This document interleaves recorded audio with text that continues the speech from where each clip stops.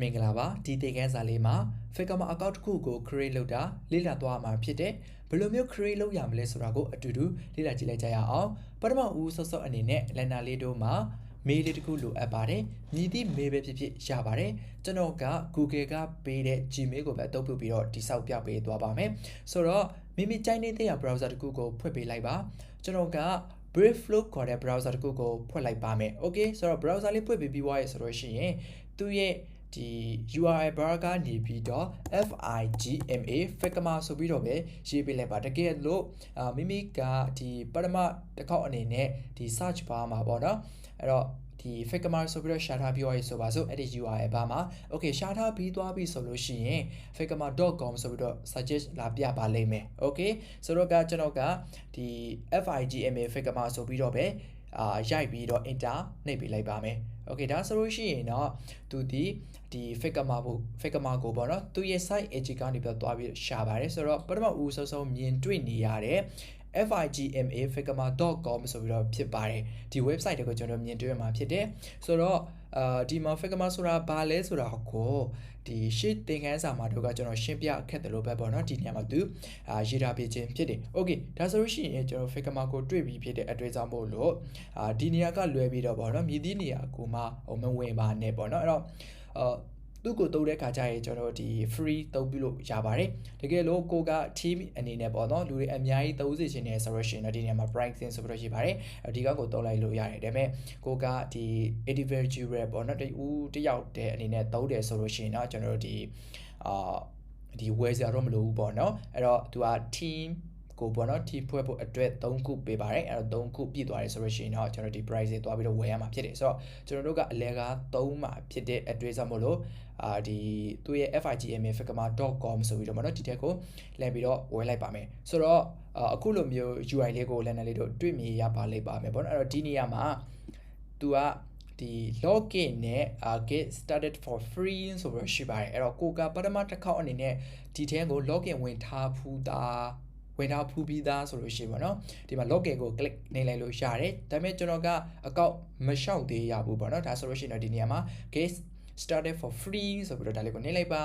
ကျွန်တော် click ဆိုပြီးတော့နေလိုက်ပါပြီအဲ့တော့နေလိုက်တဲ့အခါမှာသူက model box လေးတခုကျွန်တော်တို့တွေ့မြင်ရပါလိမ့်ပါမယ်ပေါ့အဲ့ဒီနေရာမှာကိုစစ်ပြီးကြိုက်နေတဲ့ထက်ပါကျွန်တော်က Google account ကိုအသုံးပြုပြီးတော့ create လုပ်ပေးသွားပါမယ်ဆိုတဲ့ account ကိုခုနပြောသွားပါတယ်ပေါ့နော်ဒါကြောင့်မလို့ဒီနေရာမှာဒီ continue with Google ဆိုပြီးတော့ဒါလေးကိုနေလိုက်ပါ okay ဆိုတော့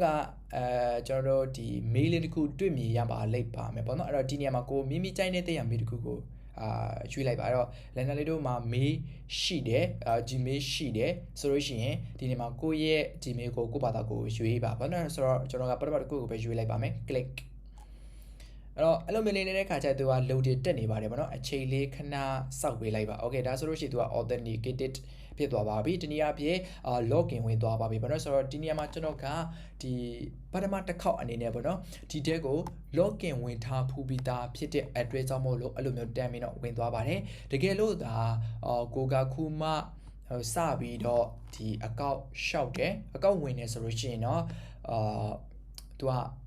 မေးတာကသူကကြောင်းသားလားဘယ် career နဲ့အလုံးလုံးနေတာလဲဘာကြောင့်မို့လို့ဒီ Figma ကိုတုံးတာလဲစသဖြင့်ကျွန်တော်တို့ကိုမေးခေါ်လေးတွေမေးပါလိမ့်မယ်မိမိကြိုက်နေတဲ့ရာကိုကြိုက်နေတဲ့ရာအဖြစ်တစ်ခုကိုရွေးချယ်ပြီးတော့ next ကိုဆက်သွားလိုက်ပါဘာလို့လဲအဲ့လိုမှမဟုတ်ဘဲနဲ့ skip နေမယ်ဆိုလို့ရှိရင်လည်းပဲသူက skip ပေးလုပ်ပါတယ် okay ဟုတ်ပြီဆိုတော့အစီအပြာထက်လိုက်ဒါကိစ္စတော့မရှိဘူး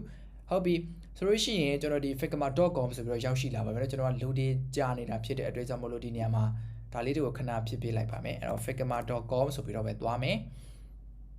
အဲ့တော့ခဏလေးစောင့်မယ်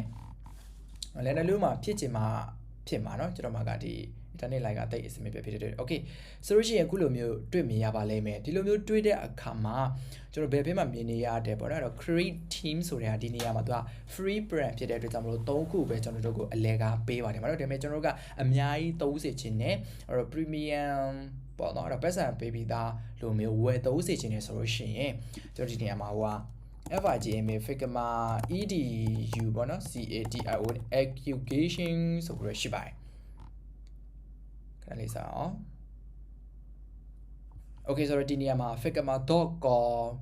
ပေါ့နော်ပြီးရင် education ဆိုလို့ရှိရင်ဒီထက်ကိုlet me know ဝင်သွားလိုက်ဒါဆိုလို့ရှိရင်ဒီနေရာမှာ get verified ဆိုပြီးတော့ဖြစ်နေပါလိမ့်မယ်မဟုတ်ဒါကကျတော့ဒီចောင်းသားတွေအတွက်တည်တက်လုပ်ပေးထားတာပေါ့ဒါပေမဲ့ကျွန်တော်တို့ကဒီနေရာမှာကျွန်တော်တို့ကចောင်းသားဖြစ်တယ်ဘာညာဆိုတဲ့ဟာကိုဒီနေရာမှာအထောက်ထားလေးတခုခုပေါ့နော်အဲ့တော့ဆက်ပြီးရဟာလေးပြလိုက်ပြပြီးသွားရဲ့ဒီမှာကျွန်တော်case static ကိုsorry get verify ကိုနှိပ်လိုက်ပါမယ်ပေါ့နော်ဒီနေရာမှာကိုကចောင်းသားဆိုလို့ရှိရင်ဒီနေရာမှာចောင်းသားပေါ့နော်အဲ့ဒါ student ကိုရွေးလိုက်ပြီး1ဆိုလို့ရှိရင်တော့ကျွန်တော်တို့ကဘယ် level လဲပေါ့IRED ဆိုတော့ရေးလိုက် okay ဒါဆိုလို့ရှိရင်ဒီနေရာမှာwhy are you apply ပေါ့နော် free education plan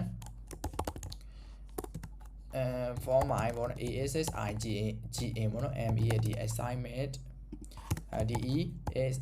DESIG design assignment ပေါ့နော်ပြီးသွားရဆိုလို့ရှိရင်တော့ကျောင်းအောင်မယ်ကပါလဲပေါ့ကျောင်းအောင်မယ်ကဒီနေရာမှာစေပီရတစ်ခုခုကိုရွေးလိုက်ဗျာနော်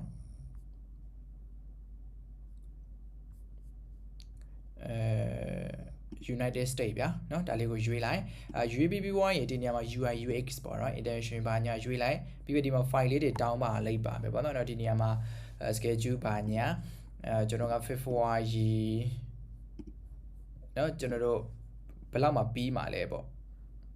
ကျွန်တော်တို့အများဆုံးထားလိုက်မယ်ဗျာ December နော်